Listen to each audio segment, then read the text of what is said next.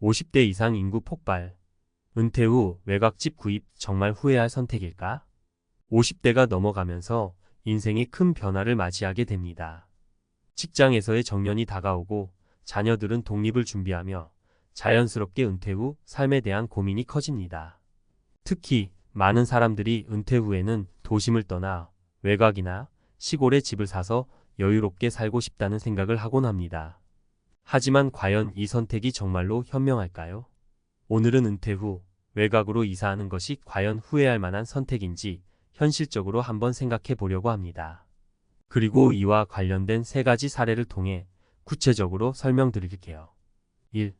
외곽에 살면 정말 여유로울까? 교통과 생활 편의성 문제. 먼저, 많은 분들이 외곽으로 이사하면 평화롭고 여유로운 생활을 할 수 있을 것이라고 기대하죠. 한적한 마을에서 자연을 느끼며 스트레스 없이 살 수 있다는 상상은 굉장히 매력적입니다. 하지만 외곽으로 이사한 후 생각하지 못했던 불편함이 닥쳐옵니다. 사례 1. 서울에서 직장 생활을 하다가 은퇴한 김 씨는 은퇴 후 시골에서 여유롭게 지내기를 꿈꾸며 경기도 외곽에 집을 장만했습니다. 처음에는 조용하고 자연을 가까이 할 수 있어 좋았지만 몇 달이 지나고 불편함을 느끼기 시작했습니다. 병원이나 슈퍼마켓 같은 생활 필수 시설까지 가는데도 차를 타고 30분 이상 걸렸고 버스는 하루에 몇 번 다니지 않아 이동이 어려웠습니다. 도시에서는 가까운 거리에서 모든 것을 해결할 수 있었지만 외곽에서는 하나를 해결하려면 하루를 다 써야 할 정도였습니다. 김 씨는 결국 다시 도심으로 돌아갈까 고민할 정도로 불편함을 겪었죠.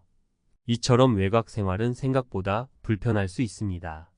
특히 나이가 들면서 병원을 자주 다니거나 생활 편의시설을 가까이 두는 것이 중요해지기 때문에 외곽 생활이 마냥 낭만적이지만은 않습니다. 2. 외곽 주택 유지비가 더 많이 들 수도 있다. 관리와 비용 문제. 두 번째로, 외곽으로 이사하면 생활비가 절약될 것이라는 기대도 있습니다. 집값이 저렴하니 유지비도 적을 것이라고 생각하는데요. 이는 꼭 그렇지 않을 수 있습니다. 외곽에 있는 집일수록 관리와 유지비가 더 많이 들 수 있습니다. 사례 2. 박 씨 부부는 도심에서 비싼 아파트 대신 시골에 넓은 집을 구입해 살기로 결심했습니다. 처음에는 넓은 마당과 큰 집에 만족했지만 시간이 지나면서 점점 관리에 어려움을 느끼기 시작했습니다. 마당을 관리하는데 손이 많이 가고 집 내부의 유지 보수도 더 자주 필요했습니다. 겨울철에는 난방비가 더 많이 들었고 수리할 곳이 자주 생기면서 예상보다 더 많은 돈이 들어갔습니다. 도심의 아파트에서 살 때보다 오히려 유지비가 더 많이 나가서 부담이 커졌던 겁니다. 이처럼 외곽에 넓은 집을 마련하는 것이 생각보다 비용 절감에 도움이 되지 않을 수 있습니다. 특히 관리나 수리가 빈번하게 필요한 상황이라면 더욱 그렇습니다. 3. 외곽으로 이사하면 고립될 수 있다. 인간관계 문제. 마지막으로 외곽에 살면서 발생하는 가장 큰 문제는 바로 인간관계의 고립입니다. 은퇴 후 가장 중요한 것은 가족이나 친구들과의 관계인데 외곽으로 이사하면 이들이 점점 멀어지기 마련입니다. 사례 3. 이 씨는 도심에서의 분주한 생활을 정리하고 은퇴 후 외곽으로 이사했습니다. 조용하고 평화로운 생활을 기대했지만 예상치 못한 고립감에 시달리기 시작했습니다. 친구들이나 가족들과의 모임은 점점 줄어들고 외곽까지 찾아오는 것이 부담스러워지면서 자연스럽게 연락이 줄어들었습니다. 결국 그는 외곽에서 홀로 지내는 시간이 길어지며 외로움을 느끼게 되었습니다. 외곽 생활은 인간관계의 단절을 초래할 수 있습니다. 특히 은퇴 후에는 사람들과의 교류가 중요한데 외곽에 있으면 이런 기회가 줄어들게 됩니다. 결론, 외곽 생활 정말 후회할 수 있는 선택인가? 물론 외곽에서의 생활이 모두 나쁜 것은 아닙니다. 자연 속에서 편안하게 지내고 도심의 번잡함에서 벗어날 수 있다는 점은 큰 장점이 될 수 있습니다. 하지만 현실적으로 따져보면 외곽으로 이사하는 것이 꼭 바람직한 선택은 아닐 수도 있습니다. 교통과 생활 편의성, 집 관리 비용, 인간관계의 고립 등 여러 측면에서 다시 한번 생각해 볼 필요가 있습니다. 따라서 은퇴 후 외곽으로 이사할 계획을 세우고 계신다면 위에서 언급한 사례들을 참고해 현실적인 조건들을 충분히 따져보고 결정하는 것이 중요합니다. 급하게 외곽으로 이사하기보다는 현재 살고 있는 지역에서 생활의 질을 높이는 방법을 고민해보는 것도 좋은 선택일 수 있습니다. 전문가 칼럼 외곽 주택 구입, 은퇴 후 정말 현명한 선택일까? 앞서 얘기한 사례들을 보면 은퇴 후 외곽으로 이사하는 것이 항상 낭만적인 선택은 아니라는 것을 알 수 있습니다. 외곽으로 이사하면 조용하고 여유로운 생활을 기대할 수 있지만 현실적인 문제들은 무시할 수 없죠. 이번에는 외곽 이사를 고민하는 분들을 위해 좀 더 깊이 있는 시각을 제공하려고 합니다. 전문가 칼럼으로서 외곽 주택 구입이 은퇴 후 어떤 영향을 미치는지, 그리고 이사를 고려할 때 어떤 점들을 반드시 점검해야 하는지 구체적으로 설명드리겠습니다. 1. 외곽 생활, 편리함을 포기하는 삶일 수도 있다. 외곽으로 이사하면서 가장 많이 겪는 문제 중 하나가 바로 생활 편의성입니다. 은퇴 후에는 시간이 많아져서 여유롭게 지낼 수 있을 거라 생각하지만 실질적으로 시간이 많아진다는 것은 그만큼 자잘한 일들도 많아진다는 뜻입니다. 외곽으로 이사한 많은 분들이 도심에 살 때보다 훨씬 더 많은 시간을 생활 필수품을 구하러 다니거나 병원에 가는 데 쏟는 경우가 많습니다. 전문가의 조언. 외곽으로 이사하기 전에는 그 지역의 기본 인프라를 철저히 조사해야 합니다. 병원, 대형마트, 공공시설 등 필수적인 서비스가 얼마나 가까운지, 얼마나 자주 이용할 수 있는지 확인해야 합니다. 나이가 들수록 건강 문제도 발생할 수 있고 병원을 자주 가야 하는 일이 많아질 수 있기 때문에 의료 접근성은 특히 중요한 요소입니다. 그리고 교통 상황도 미리 체크해 보세요. 자동차 없이 생활이 불가능한지, 대중교통은 잘 갖춰져 있는지 등이 중요합니다. 또한 도로 사정이나 겨울철 눈 문제도 고려해야 합니다. 외곽 지역은 도심에 비해 도로 관리가 잘 이루어지지 않는 경우가 많고 특히 겨울에는 눈이나 얼음으로 인해 이동이 제한될 수 있습니다. 따라서 편리함과 안전성을 함께 따져봐야 합니다. 2. 경제적 부담을 과소평가하지 말아야 한다. 많은 분들이 외곽으로 이사하면 생활비를 절약할 수 있다고 생각합니다. 특히 주택 가격이 도심에 비해 저렴하기 때문에 그만큼 여유가 생길 것이라 기대하죠. 하지만 외곽에 집을 마련한 후 예상치 못한 유지 비용에 놀라는 경우가 많습니다. 전문가의 조언. 외곽 주택은 도심의 아파트와 달리 관리에 대한 책임이 훨씬 큽니다. 정원을 가꾸고 집을 유지 보수하는 것들이 도심 생활과 비교할 수 없을 정도로 번거롭고 비용이 많이 들 수 있습니다. 예를 들어 집 주변의 잡초를 제거하거나 나무를 다듬는 데 많은 시간과 돈이 들어갈 수 있고 큰 집일수록 난방비, 전기세 등의 공과금도 더 많이 나올 수 있습니다.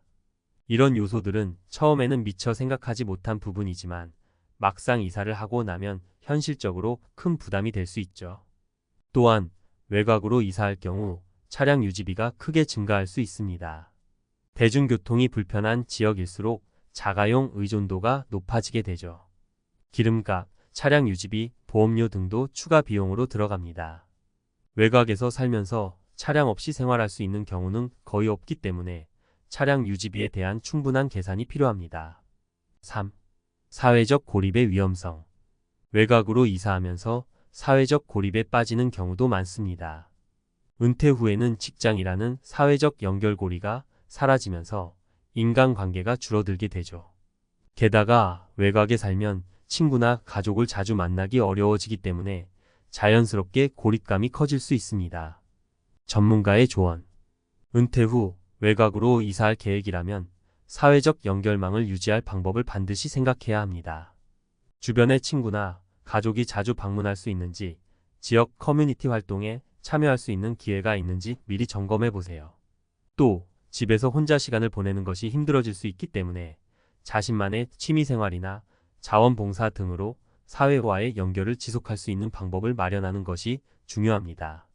고령자들 사이에서는 사회적 고립이 정신적 건강에 큰 영향을 미친다는 연구 결과가 많습니다. 외곽에서의 고립된 생활이 심리적으로 영향을 미칠 수 있음을 고려해 사회적 활동을 꾸준히 유지할 수 있는 방안을 마련해야 합니다. 이사를 가기 전에 지역 커뮤니티와의 연결 가능성을 탐색해 보는 것도 좋은 방법입니다. 4. 외곽으로 이사하기 전에 고려해야 할 체크리스트. 외곽으로 이사하기 전에 몇 가지 중요한 질문에 답을 해보세요. 이는 단순히 집을 사는 문제를 넘어 은퇴 후 삶의 질을 결정하는 중요한 요소입니다. 교통과 생활 편의시설 병원, 상점, 대중교통 등 생활 필수 인프라는 충분히 갖춰져 있는가? 유지비용 주택관리나 차량 유지비 등 추가 비용은 예상 가능한 범위인가? 사회적 고립, 외곽에서의 생활이 가족이나 친구들과의 관계에 어떤 영향을 미칠 것인가? 취미와 활동 외곽에서 나만의 취미 생활을 지속할 수 있는 환경이 마련되어 있는가? 결론 외곽 이사가 항상 답은 아니다. 많은 사람들이 외곽으로 이사하면 더 나은 은퇴 생활을 할 수 있을 것이라고 기대하지만 모든 것이 그렇듯 장단점이 존재합니다. 외곽 생활은 자연 속에서 여유를 즐길 수 있는 큰 장점이 있지만 교통, 비용, 사회적 고립 같은 현실적인 문제들도 무시할 수 없습니다. 따라서 외곽으로의 이사를 결정하기 전에 자신의 생활 방식과 필요를 철저히 분석하는 것이 중요합니다. 단순히 낭만적인 기대감만으로 외곽 주택을 구입하는 것은 장기적으로 후회할 수 있는 선택이 될 수 있습니다. 외곽으로 이사하기 전에 충분히 조사하고 장기적인 계획을 세우는 것이 현명한 은퇴 준비의 핵심입니다. 궁극적으로 자신에게 맞는 선택이 무엇인지, 현재의 삶에서 무엇이 중요한지를 정확히 파악하는 것이 은퇴 후 행복한 삶을 위한 첫걸음입니다. 은퇴 후엔 배당금만 있으면 충분해. 라는 말을 한 번쯤 들어보셨을 겁니다. 안정적인 투자만 하면 일하지 않아도 배당금이 꾸준히 나오고 평생을 여유롭게 살 수 있을 거라는 환상이죠. 하지만 현실은 그리 간단하지 않습니다. 은퇴 후의 삶은 계획만큼 흘러가지 않는 경우가 많습니다. 뜻하지 않은 지출, 투자 실패, 건강 문제 등으로 인해 배당금에 의존했던 은퇴 생활이 비참하게 끝나는 사례를 주변에서 심심치 않게 볼 수 있습니다. 오늘은 배당금에 의지한 은퇴가 왜 실패로 끝날 수 있는지, 그리고 이를 막기 위해 어떤 준비가 필요한지에 대해 이야기해 보려 합니다. 설득력 있는 3가지 사례를 통해 은퇴 준비의 중요성과 현실적인 대안을 함께 고민해 봅시다.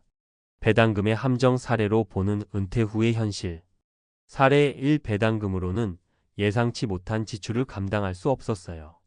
김영수 가명 62세 씨는 은퇴 후 안정적인 배당금을 기대하며 은퇴 자금을 배당주에 투자했습니다.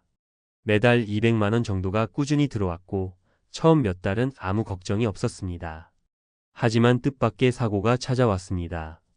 건강하던 아내가 큰 수술을 받게 되면서 예상치 못한 병원비가 필요해졌죠. 배당금만으로는 감당할 수 없었고 결국 주식을 일부 매도해야 했습니다. 하지만 주식시장 상황이 나빠져 매도 손실까지 입게 됐고 이후로는 배당금조차 줄어드는 악순환이 시작되었습니다. 교훈: 배당금만으로 모든 지출을 감당할 수 없다는 점을 기억하세요. 긴급 상황에 대비한 별도의 예비 자금은 필수입니다. 사례 2. 한때는 여유로웠지만 물가가 모든 것을 바꿔놨어요.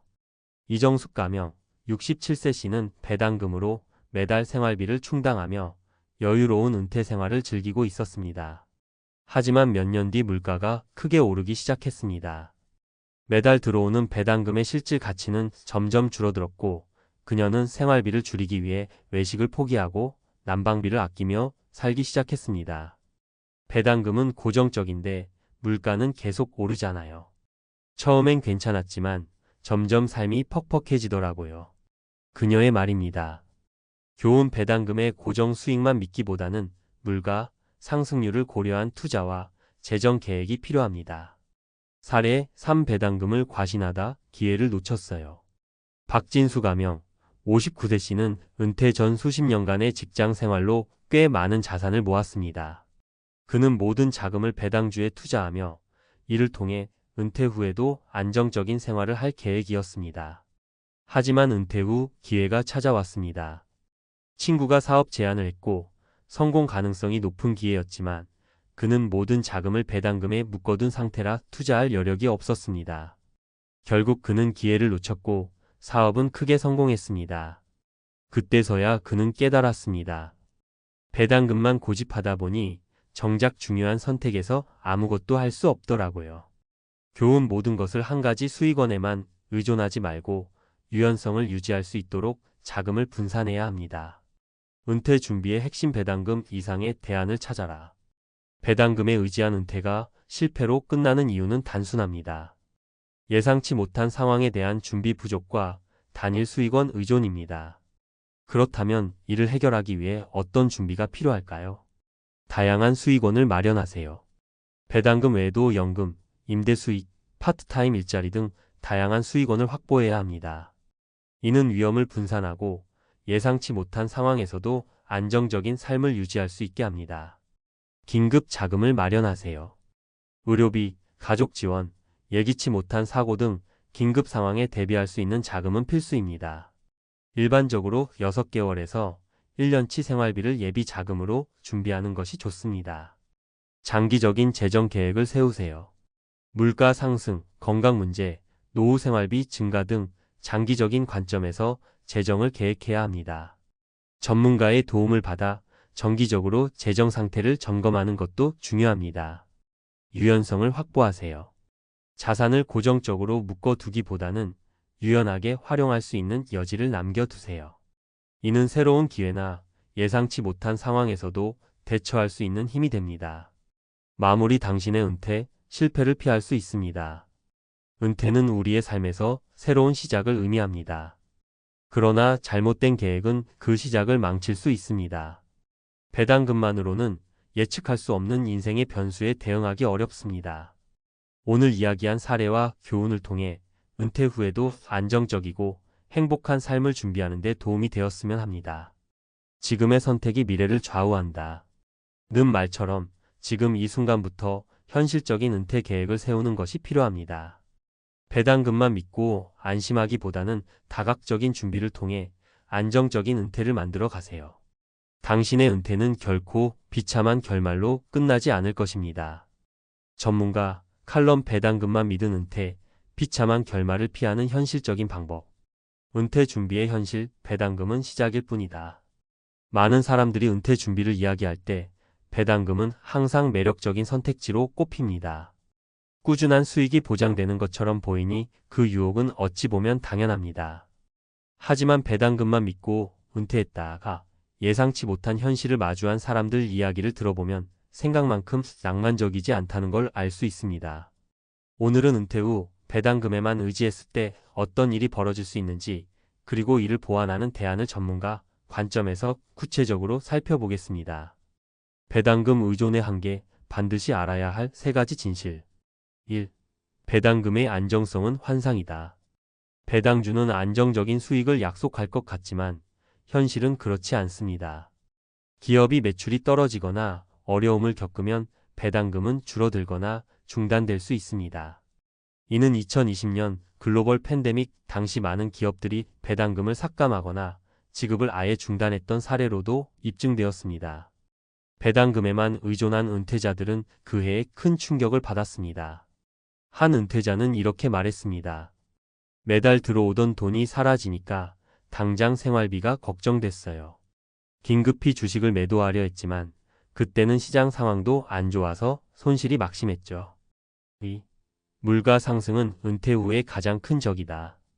은퇴 후 고정된 수익만으로 살아가려는 사람들에게 물가 상승은 치명적입니다. 10년 전 100만 원으로 가능한 일이 지금은 150만 원 이상이 필요할 수도 있습니다.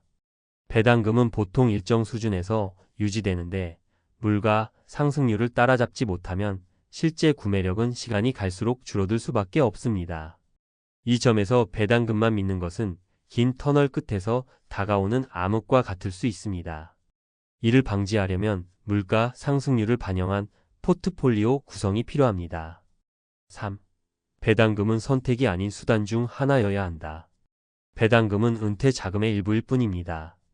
이를 중심으로 포트폴리오를 구성하되 연금, 임대 수익, 혹은 파트타임 소득 등 다양한 소득원을 병행해야 합니다. 다양한 소득원이 없다면 예상치 못한 상황에서 빠르게 대응할 수 있는 능력이 떨어질 수밖에 없습니다. 배당금 의존 대신 더 나은 은퇴 계획 세우는 방법. 1. 분산 투자와 연금 활용. 배당금 외에도 안정적인 소득원이 필요합니다. 연금은 그중 가장 대표적인 예입니다. 개인연금, 국민연금, 퇴직연금을 적극 활용하세요. 이와 함께 부동산 임대 수익이나 채권, ETF 등을 활용한 분산 투자는 위기 상황에서 자산을 지킬 수 있는 가장 현실적인 방법입니다. 전문가 팁 배당주는 투자 포트폴리오의 30% 이상을 넘지 않도록 하세요. 나머지는 채권이나 안정적인 ETF로 분산해 위기를 대비해야 합니다. 2. 예비 자금 마련. 긴급 상황을 대비한 예비 자금은 은퇴 준비의 기본 중 기본입니다. 배당금이 끊기거나 줄어드는 상황에서도 최소 6개월에서 1년간의 생활비를 충당할 수 있는 자금은 필수입니다. 예비 자금은 현금성 자산으로 보유하거나 필요시 빠르게 현금화할 수 있는 자산에 투자하세요. 배당금만 믿지 말고 예비 자금은 항상 따로 준비하세요. 예상치 못한 의료비나 가족 지원 문제는 언제든 발생할 수 있습니다. 3. 라이프 스타일 조정. 은퇴 후의 삶은 현역 시절과는 완전히 다른 국면입니다. 하지만 많은 사람들이 여전히 은퇴 전에 소비 습관을 유지하려 합니다. 이는 결국 자금 부족으로 이어질 수 있습니다. 은퇴 후에는 단순하고 알뜰한 라이프 스타일을 계획하세요. 작은 변화가 큰 차이를 만듭니다. 불필요한 지출을 줄이고 꼭 필요한 것에 돈을 쓰는 습관을 들이세요. 4. 적극적인 건강 관리. 의료비는 은퇴 후 예상치 못한 큰 지출 중 하나입니다. 이를 줄이려면 지금부터 건강을 챙겨야 합니다. 건강을 유지하면 의료비 지출뿐 아니라 은퇴 후 삶의 질도 크게 향상됩니다. 운동, 식단 조절, 정기적인 건강검진은 장기적인 재정 관리의 한 부분입니다. 건강을 잃으면 돈도 잃습니다. 3가지 사례로 배우는 은퇴 성공의 비결. 사례 1. 다각화된 소득원을 가진 은퇴자. 박성민 가명. 65세 씨는 배당금과 연금, 그리고 임대 수익을 조합해 안정적인 은퇴 생활을 이어가고 있습니다. 배당금이 예상보다 줄어들었지만 다른 소득원 덕분에 큰 타격 없이 생활비를 충당할 수 있었습니다. 배당금은 한 부분일 뿐이에요. 연금과 임대 수익 덕분에 물가가 올라가도 크게 걱정하지 않아요. 박 씨의 경우처럼 소득원을 다각화하는 것이 가장 안전한 은퇴 전략입니다. 사례 2. 소비 습관을 개선한 은퇴자. 김미영 가명. 63세 씨는 은퇴 후 소비 습관을 크게 바꾸었습니다. 외식을 줄이고 전기를 절약하며 필요 없는 구독 서비스를 취소했습니다. 처음엔 불편했지만 작은 변화들이 모여서 큰 차이를 만들더라고요. 지금은 배당금만으로도 충분히 만족스러운 생활을 하고 있어요. 소비를 조절하는 것이 작은 부족을 해결하는 가장 직접적인 방법입니다. 사례 3. 건강을 통해 의료비를 줄인 은퇴자. 이정호 가명. 68세 씨는 은퇴 후 규칙적인 운동과 건강한 식단을 유지하며 의료비 지출을 최소화했습니다. 건강이 최고의 자산이에요. 큰 병 없이 지내니 배당금만으로도 충분히 살 수 있더라고요. 건강관리는 단순히 의료비를 줄이는 것 이상으로 삶의 질을 높이는 열쇠입니다. 마무리. 지금 당신이 할 수 있는 일. 은퇴는 한번 결정하면 되돌릴 수 없는 인생의 큰 전환점입니다. 배당금은 좋은 시작일 수 있지만 그것만으로는 부족합니다. 다양한 소득원을 확보하고 긴급 상황에 대비하며 소비 습관과 건강을 관리해야만 안정적이고 행복한 은퇴 생활을 누릴 수 있습니다. 지금부터 작은 것부터 시작해 보세요. 소비 습관을 돌아보고 소득원을 다각화하며 건강을 지키기 위한 실천을 더하세요. 배당금에만 의지하지 않고 준비된 은퇴를 만든다면 비참한 결말은 절대 당신의 이야기가 되지 않을 것입니다. 은퇴 후엔 적게 써도 되잖아. 월 200만 원이면 충분하지 않을까? 이렇게 생각했던 사람들이 은퇴 후에 가장 먼저 무너집니다. 실제로 60대가 되어서야 깨닫습니다. 내가 아직도 돈에 묶여 있구나. 노후에도 이렇게까지 일해야 하나? 사실 우리 대부분은 평생 노동의 대가로만 살아왔습니다. 어릴 땐 공부하느라, 중년엔 가족 먹여 살리느라, 그리고 은퇴 후엔 그동안 고생했으니 이제 쉬자. 는 말 대신 노후가 불안해서 알바라도 해야 해라는 현실 앞에 서죠. 그럼 얼마가 있어야 진짜 경제적 자유를 누릴 수 있을까요? 많은 전문가들이 말합니다. 최소 6억 원은 있어야 한다. 이 글에서는 바로 그 6억 원의 공식이 왜 중요한지, 그리고 그 돈이 없을 때 어떤 일이 벌어지는지 실제 사례를 들어 이야기해 보겠습니다. 왜 하필 6억인가? 단순히 숫자 노름이 아닙니다. 은퇴 후 30년을 기준으로 매달 200만 원씩 생활비를 쓴다고 가정하면 총 7억 2천만 원이 필요합니다. 하지만 공적연금, 국민연금 등을 포함해도 받는 돈은 매우 제한적입니다. 예를 들어 평균적인 국민연금 수령액이 약 60만 원이라고 하면 부부 기준으로 해도 120만 원. 나머지 부족한 80만 원은 어디서 채우시겠습니까? 바로 이 부족한 금액을 매달 30년 동안 충당하려면 최소한 운용 가능한 자산 6억 원 이상은 필요하다는 계산이 나옵니다. 그 돈이 없으면요? 은퇴 후에도 계속 일해야 합니다. 알바를 구해 뛰고 아픈 몸을 이끌고 노동해야 합니다. 이건 더 이상 노후가 아니라 생존입니다. 사례 1 6억이 있었는데 안 지킨 원칙 하나로 무너졌어요. 62세 전직 교장. 경기도의 한 퇴직 교장 선생님.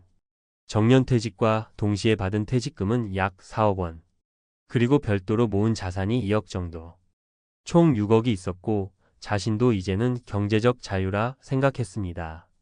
하지만 문제는 지출 관리였습니다. 아이들 결혼 자금, 명절 선물, 손자 용돈, 지인 경조사. 매달 40만 500만 원씩 나가고 있었고 투자 실패까지 겹치며 5년 만에 2억 가까이를 날려버렸습니다. 그는 말합니다. 내가 6억을 갖고 있었던 게 중요한 게 아니었어. 그 돈을 쓸 줄 아는 법을 몰랐던 게 문제였지. 6억이 있어도 소비가 설계되지 않으면 자유가 아니다. 사례 이 5억이 모자랄 줄은 몰랐죠.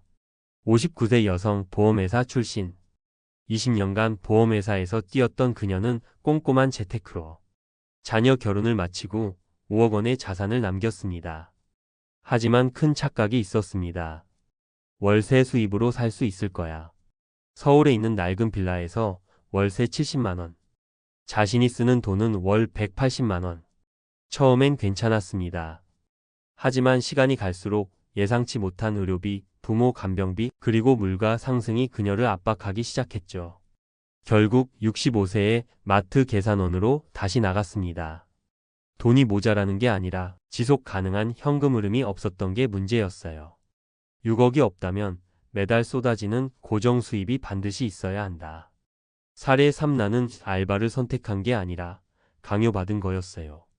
68세 전직 공무원. 공무원 연금 받는 68세 어씨. 연금이 있으니 여유로울 거라 생각할 수 있겠지만 실제 수령액은 월 180만 원. 혼자 살기엔 괜찮았지만 문제는 70대 어머니와 함께 지내야 했다는 것. 그리고 본인의 고혈압과 당뇨 치료비도 만만치 않았습니다. 노후는 결국 돈이 드는 시간이더라고요. 난 평생 일했는데 이 나이에 다시 편의점, 야간 알바를 하게 될 줄은 몰랐어요. 노후에 경제적 자유가 없다는 건 시간과 체력까지 빼앗긴다는 뜻이다.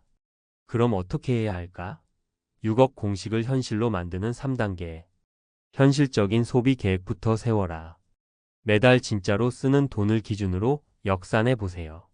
단순히 200이면 되겠지가 아니라 나는 몇 년 후 어떤 생활을 하고 싶은가에 따라 지출 항목을 나누는 게 먼저입니다.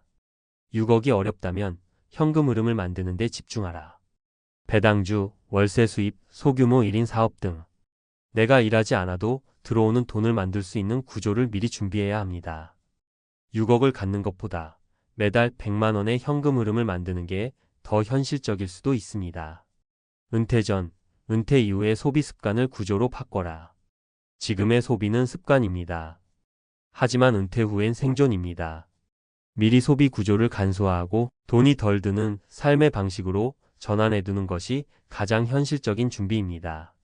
마무리하며 자유는 금액이 아니라 준비에서 온다. 6억 없으면 평생 종살이입니다. 이 말은 겁주기 위한 게 아닙니다. 지금 우리가 살아가는 현실을 그대로 말한 것뿐입니다. 중요한 건 금액 자체보다 그만큼의 준비가 되어 있는가입니다. 지금 준비하지 않으면 언젠가 선택이 아니라 강요된 노동 앞에 서게 됩니다. 지금이 바로 내가 나의 미래를 설계할 마지막 기회일지도 모릅니다. 6억이 없다고 절망하지 마세요. 하지만 아무 준비 없이 은퇴를 맞이한다면 정말 자유가 아니라 종살이로 이어질 수 있습니다. 오늘 내 은퇴 통장을 다시 들여다보는 것. 거기서부터 진짜 자유가 시작됩니다. 6억이 없으면 평생 종속됩니다. 은퇴 재무설계에서 반드시 알아야 할 핵심 공식. 재무설계 전문가로서 은퇴를 앞둔 많은 분들을 상담하면서 반복적으로 마주하는 질문이 있습니다. 얼마가 있어야 경제적 자유를 누릴 수 있나요? 이 질문에 대한 단순한 정답은 없습니다. 하지만 통계와 실제 사례, 그리고 최소한의 수치를 바탕으로 말씀드리자면 은퇴 후 최소한의 경제적 자유를 확보하기 위해 필요한 자산은 약 6억 원 이상이라는 기준은 비교적 현실적인 수치입니다. 이 글에서는 6억 원이라는 수치가 어떤 근거에서 도출되는지, 이 기준을 충족하지 못했을 경우 발생할 수 있는 리스크, 그리고 그에 대한 대안적 전략까지 구체적으로 정리해드리겠습니다. 1. 은퇴 후 필요한 자금 규모 왜 6억인가? 은퇴 후 30년을 가정했을 때 월 평균 지출이 200만 원이라면 필요한 총액은 다음과 같습니다. 200만 원 12개월, 30년 7억 2천만 원. 여기서 국민연금 등 공적연금 수령액이 월 평균 60만 원이라면 실제로 매달 약 140만 원의 추가 자금이 필요합니다. 부족분 월 140만 원, 12개월, 30년 약 5억 원 이상. 이 부족한 금액을 금융자산에서 인출하거나 배당, 임대 수익 등으로 확보해야 하며, 물가상승률과 비정기 지출의료비, 가족 지원 등을 고려하면 6억 원 이상이 최소 필요 자산이라는 계산이 나옵니다. 이 은퇴자 자산 구성의 현실 단순 금액보다 중요한 유형. 많은 분들이 은퇴 준비를 퇴직금 국민연금 정도로 단순하게 인식하지만 자산의 유형이 무엇인지가 더 중요합니다. 일반적인 은퇴자 자산 구성 비율. 부동산 자산 약 7,080%, 금융자산 약 2,030%, 현금 흐름 자산임대, 배당 등 매우 낮음. 이 비율은 현금화가 어려운 자산이 대부분이라는 의미입니다. 특히 집은 있으나 현금이 없다는 구조가 많은 은퇴자들의 어려움을 설명합니다. 3. 사례로 보는 자산 부족의 위험성. 사례 투자 실패로 자산 손실. 퇴직금으로 받은 4억 원을 고위험 투자에 활용했다가 2억 이상을 잃은 사례가 다수 존재합니다. 교훈. 은퇴 자금은 안정성 중심의 포트폴리오가 기본입니다. 사례. 현금 흐름 부재. 5억 원의 자산을 가지고도 임대 수입이나 배당 수익이 없던 60대 후반 여성은 결국 생활비 부족으로 재취업을 선택하게 되었습니다. 교훈. 자산은 흐름으로 전환되어야 합니다. 사례. 예기치 못한 지출. 공무원 연금을 받는 은퇴자도 부모 간병비와 본인 질환 치료비로 매달 고정 지출이 늘어나며 결국 야간 근무를 해야 했습니다. 교훈. 의료비, 간병비 등 비정기 지출은 은퇴 설계에 반드시 반영되어야 합니다. 4. 대안 전략. 자산이 부족할 때 준비할 수 있는 것들. 현금 흐름 자산 만들기. 고배당 ETF, 상장 리츠 REITs, 소형 임대 부동산 등. 자영업 경험이 있다면 소규모 무점포 창업도 가능. 소비 구조 최적화. 자녀 지원은 선을 정해 둘 것. 고정 지출 항목. 자동차, 보험, 통신비부터 리디자인. 공적 연금 수령 시기 조정. 국민연금은 수령을 늦출수록 월 수령액 증가 1년 연기 시 약 7.2% 증가. 연기 전략도 자산 운용의 하나로 고려. 장기적 의료 리스크 대비. 실손의료보험 점검 및 간병보험 여부 확인. 만성질환 가능성을 고려한 자산 배분 전략 필요. 결론. 6억보다 중요한 것은 전략입니다. 6억이라는 수치는 단지 하나의 계산 결과일 뿐입니다. 진정한 경제적 자유는 자산의 총액보다 그 자산이 어떻게 관리되고 어떤 형태로 수익을 내고 있으며 위기 상황에 얼마나 유연하게 대응할 수 있느냐에 달려 있습니다. 따라서 지금 당장 할 수 있는 것은 다음과 같습니다. 현재 자산을 유형별로 정리하고 지속 가능한 현금 흐름의 구조를 설계하며 소비 패턴을 장기적 관점에서 점검하는 것입니다. 늦지 않았습니다. 단 지금이 가장 빠를 때입니다. 은퇴는 종착점이 아니라 새로운 재무 설계의 출발점입니다. 은퇴 준비나 은퇴 후의 삶에 대해 고민하다 보면 내가 이대로 괜찮을까? 하는 불안감이 자꾸 밀려오곤 해요. 특히 50대, 60대에 접어들면서 퇴직 후 내 삶은 어떻게 될까? 라는 질문은 우리 모두에게 중요한 문제죠. 58세 퇴직 후 매달 500만 원 벌어? 비결은 이것 하나.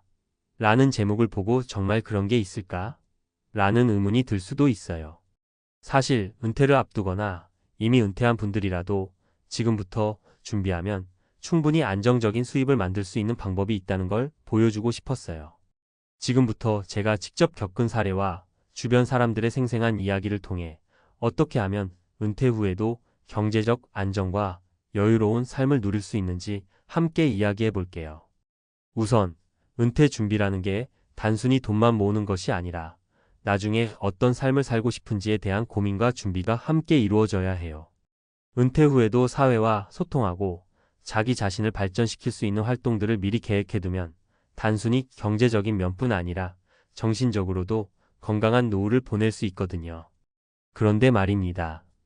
비결은 이것 하나라고 하면 사실 그 한 가지는 바로 꾸준한 자기계발과 계획이에요. 여러 사람들의 사례를 보면서 공통적으로 느낀 건 어떤 돌파구가 있었던 분들은 모두 평생 학습의 자세와 도전을 두려워하지 않았다는 점이었어요. 사례 1 전직 은행원의 제도약 이야기.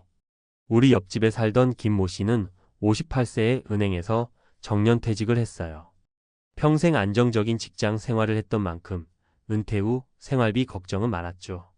그런데 퇴직 후 단순히 연금에만 의존하지 않고 자신이 가진 금융 지식을 바탕으로 소액 투자와 금융 상담을 병행하면서 자기 브랜드를 만들어 갔어요.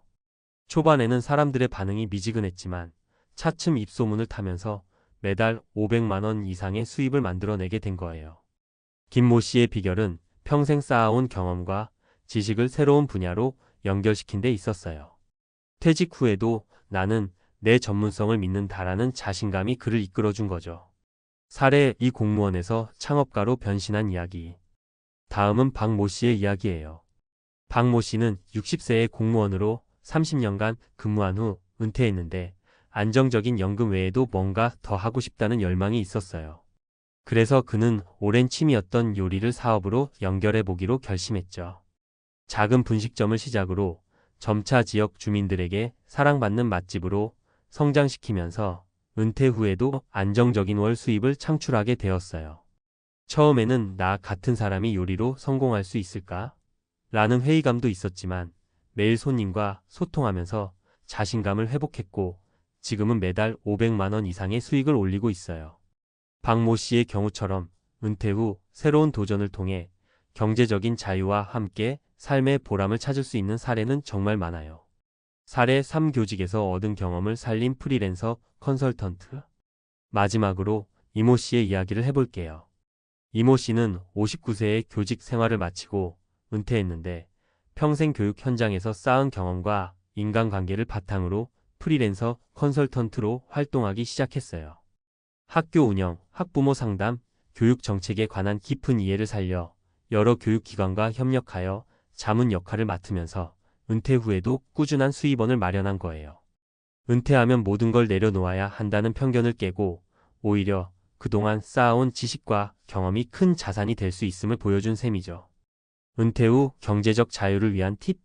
이 세 가지 사례를 통해 공통적으로 알 수 있는 것은 은퇴 후에도 경제적 자유를 누리기 위해서는 단순히 연금이나 예금에 의존하는 것보다 자신이 가진 능력과 경험을 적극 활용하는 것이 중요하다는 점이에요.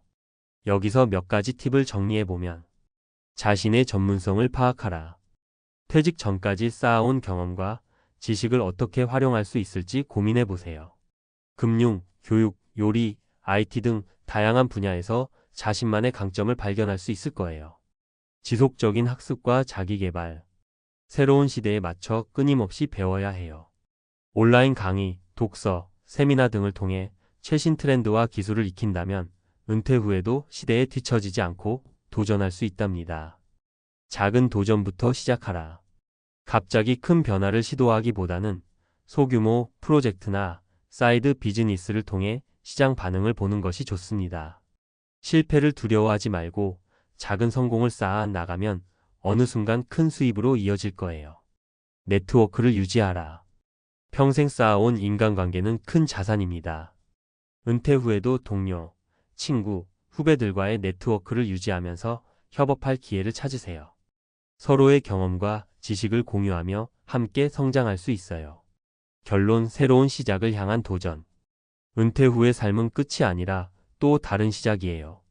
퇴직 후 정체된 시간이 될 것 같다는 걱정보다는 지금까지 쌓아온 경험과 열정을 바탕으로 새로운 도약을 할 수 있는 기회로 생각해 보세요. 58세 퇴직 후 매달 500만 원 벌어? 비결은 이것 하나. 라는 제목이 단순한 자극적인 문구가 아니라 실제 사례들을 통해 증명된 현실적인 가능성을 담고 있다는 점을 기억해 주셨으면 해요. 물론 모든 사람이 똑같은 길을 걸을 수는 없지만 각자의 강점과 상황에 맞춰 도전한다면 충분히 은퇴 후에도 안정적인 수입을 만들 수 있다는 점은 분명해요. 김모 씨, 박모 씨, 이모 씨처럼 말이죠. 우리 모두가 앞으로 다가올 은퇴 후의 삶을 두려워하기보다는 기회로 삼아 스스로의 가치를 재발견하고 더 나은 내일을 설계할 수 있기를 바라는 마음이에요. 마지막으로 여러분도 자신만의 은퇴 후 성공 스토리를 만들어갈 수 있다는 믿음을 잃지 마세요. 지금 이 순간부터 작은 변화와 도전이 내일의 큰 기회로 이어질 거예요. 함께 힘내서 안정적이고 여유로운 노후를 준비해 봅시다. 은퇴 후의 삶은 끝이 아니라 또 다른 시작이에요. 지금까지 쌓아온 경험과 열정을 바탕으로 새로운 도약을 할 수 있는 기회가 바로 우리 앞에 펼쳐져 있는 셈이죠. 정체되어 있다고 생각했던 시간은 사실 자신을 재정비하고 새로운 꿈과 목표를 설계할 수 있는 소중한 기회로 활용될 수 있어요. 실제로 58세 퇴직 후 매달 500만 원 벌어? 비결은 이것 하나. 라는 제목처럼 많은 이들이 은퇴 후에도 자신의 능력을 활용해 경제적 자립을 이루고 있습니다. 단순한 자극적인 문구가 아니라 이는 현실에서 검증된 성공 사례들을 바탕으로 한 메시지예요. 이제 그 사례들을 통해 우리가 배울 수 있는 점들을 다시 한번 짚어볼까요? 1. 자기 경험을 자산으로 만들기. 은퇴 전에 쌓은 경험은 결코 헛되지 않았어요. 오히려 그 경험들은 사회에서 경쟁력을 갖출 수 있는 큰 자산입니다. 예를 들어 오랜 금융 분야에서 일해온 분들은 자신의 지식과 경험을 바탕으로 투자 자문이나 금융 컨설팅 사업을 시작할 수 있어요. 은퇴 후 안정적인 월 수입을 만들어내는 데 있어 가장 중요한 것은 바로 나만의 전문성을 활용하는 것입니다. 2. 새로운 도전을 위한 준비. 퇴직 후 첫걸음은 작은 도전에서 시작됩니다. 당장 큰 변화를 시도하기보다는 작은 사이드 프로젝트나 취미 생활을 통해 시장의 반응을 확인해 보는 것이 중요해요. 실패를 두려워하지 말라는 말처럼 실패를 통해 얻은 경험은 다음 성공을 위한 디딤돌이 될 수 있습니다. 한 걸음 한 걸음 차근차근 나아가면서 그 과정 속에서 자신감과 성취감을 느낄 수 있어요. 3. 지속적인 학습과 자기개발. 세상은 끊임없이 변하고 새로운 기술과 트렌드가 등장합니다. 은퇴 후에도 이 변화에 뒤처지지 않기 위해서는 평생 학습의 자세가 필수적이에요. 온라인 강의, 독서, 워크숍 등 다양한 방법을 통해 최신 정보를 습득하고 새로운 분야에 도전하는 것은 단순히 경제적인 이득을 넘어 삶의 활력을 불어넣어 줍니다. 4. 인간관계와 네트워크의 힘. 평생 동안 쌓아온 인간관계는 은퇴 후에도 큰 힘이 됩니다. 동료, 친구, 후배들과의 네트워크를 통해 서로의 경험을 공유하고 협업의 기회를 만들 수 있어요. 이처럼 다양한 사람들과의 소통은 새로운 사업 기회를 열어주기도 하고 어려운 시기에 큰 힘이 되어줍니다. 여러분이 가진 인맥은 단순한 관계 이상의 가치를 지닐 수 있음을 기억해 주세요. 5. 마음가짐의 전환. 도전은 기회다. 많은 분들이 은퇴를 끝으로 여기기 쉽지만 실제로는 새로운 시작점입니다. 지금까지의 삶에서 배운 것들을 토대로 앞으로 나아갈 수 있다는 믿음이 필요해요. 은퇴 후에도 나에게는 기회가 있다라는 긍정적인 마인드셋은 도전을 위한 첫걸음이자 성공의 열쇠입니다. 당장 눈앞에 보이는 불확실성에 좌절하기보다 미래에 대한 희망과 기대를 품으며 한 걸음씩 내딛어 보세요. 6. 실생활에서 적용할 수 있는 구체적인 전략. 금융 투자 및 컨설팅 전직 은행원이나 금융 전문가라면 자신의 경험을 바탕으로 투자 자문 서비스를 제공하거나 금융 관련 강의를 열어 수익을 창출할 수 있습니다. 창업 및 프랜차이즈 공무원이나 교직에서 오랜 기간 일한 후에도 자신이 사랑하는 분야에 도전하는 사례가 많습니다. 예를 들어 요리에 대한 열정이 있었다면 소규모 식당을 창업하거나 프랜차이즈 사업에 참여할 수 있죠. 프리랜서 컨설팅 특정 분야에서의 오랜 경험은 프리랜서 컨설턴트로서 활동할 때 큰 경쟁력이 됩니다. 자신의 전문 지식을 활용해 다양한 기관과 협력하고 강연이나 워크숍을 진행하며 안정적인 수입을 창출할 수 있어요. 결론 은퇴 후의 삶, 다시 태어나는 시간.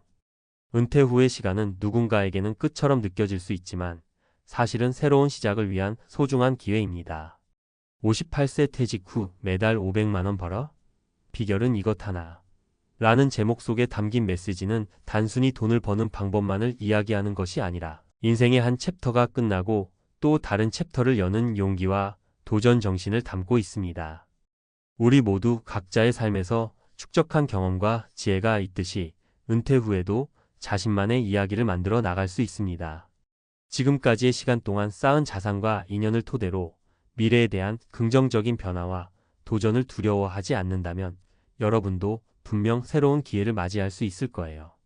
이제 은퇴를 단순히 마무리로 보지 말고 새로운 시작과 가능성의 출발점으로 삼아보세요. 여러분의 인생은 지금부터 더욱 빛나게 될 것입니다.